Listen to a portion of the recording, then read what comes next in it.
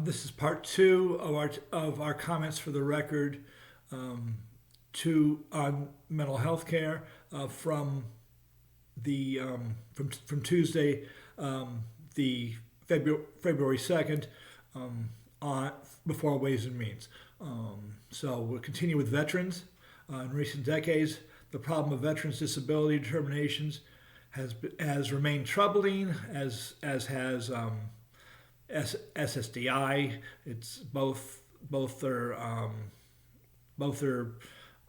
just a nightmare because so much paperwork is required when it really doesn't have to be. The pandemic has complicated this. When a job gets too big to handle with staff, two options remain: contract out the work as much as possible just to catch up, and consolidate health files. So, especially the mentally ill and disabled veterans, you can take advantage of both systems and DOD, DVA, and state health examination. It can all be coordinated. You've got people doing the same kind of, the fact of disability should be first, and then who pays for it should be something that the veteran doesn't have to worry about. So first, is this person disabled? Yes or no? Okay, we're going to pay them for their health care and any subsidy they're allowed to have. And then, there can be a review that the veteran doesn't see, saying, okay, was this service related or not? Usually it's obvious, and you don't have to, we're at a warehouse floor with all the information. So, let's be smart about this. Housing is important, both for the disabled and for veterans. Homelessness is a problem. DOD help could be useful to make sure that people have a place to stay when their enrollment is done or they retire. The military is a very paternalistic organization. I used to be a DOD cost analyst, and I saw the benefits people had. I was a contractor brat, so I saw the benefits people had, base hospitals, all that. So, the same care should be given to our veterans and by DOD. And of course that should be funded too.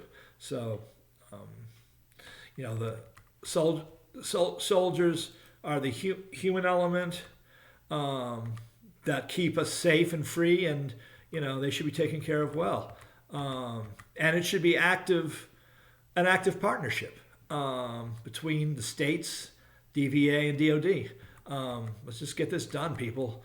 And including, if somebody's camping, just make sure it's better.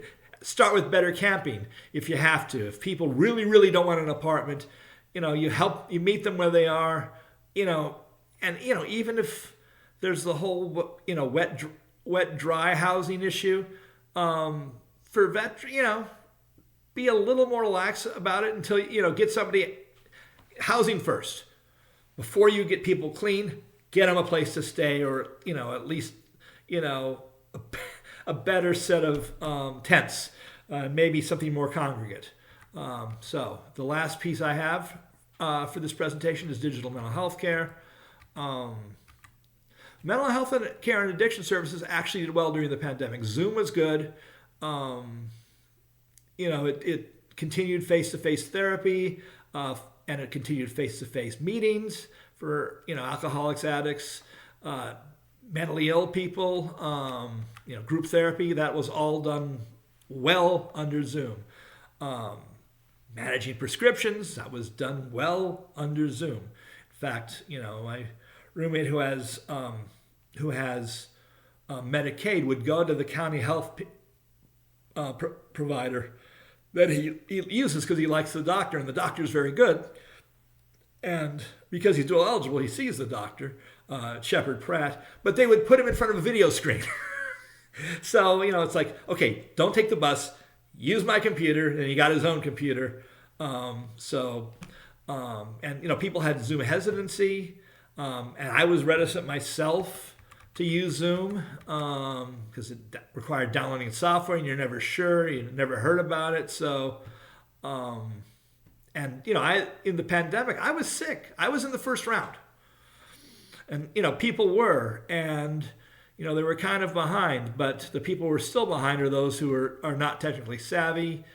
People in the digital divide, people that don't have a high technical education, especially those of us who are older. Now, I did. I saw the internet when it was new, when it was a DARPA thing, before it was the World Wide Web. I saw, that whole back feature that we take for granted.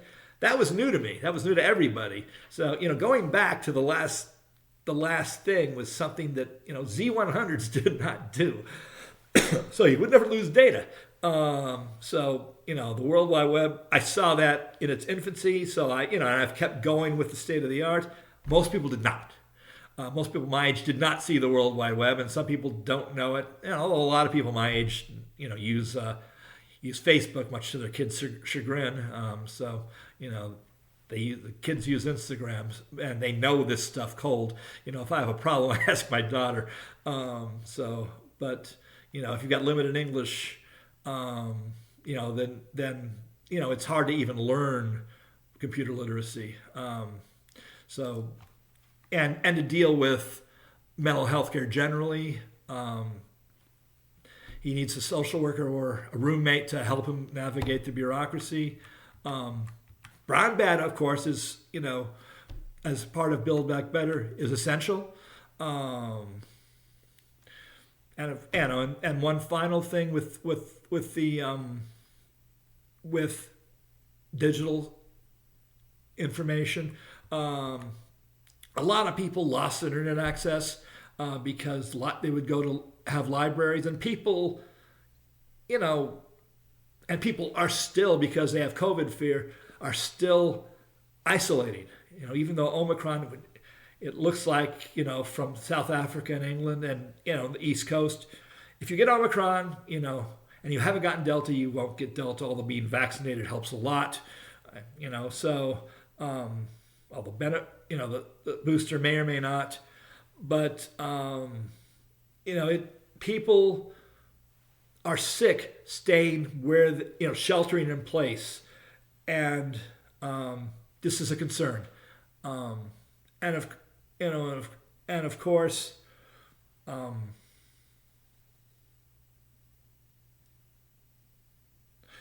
we need to, make sure that people have more food. And, I need to change a paragraph in this. As I said before, we need to eat. And let me underline this again. We've been hit hard, especially those of us who can't work because we don't play well with others. We're hit hard by food prices, so we're still getting hit hard. Certain things aren't in the store still, although because people ordered a lot, because prices were high, now seems to be an abundance of food, but it's still expensive. We need a COLA, and we need it at mid-year, even at quarter. We can't wait till next January. People know it's going to be bigger. Well, if you know what inflation is going to be big in 9 months, fix it now. Just fix it now. Because some analytical people vote, and their families vote. There's a lot of people who will be very glad, and older people vote. They are also thinking about tuna fish or cat food. That was, the aphorism for with inflation in the late 70s, early 80s. It's getting that way again, and high carb diets are replacing decent food.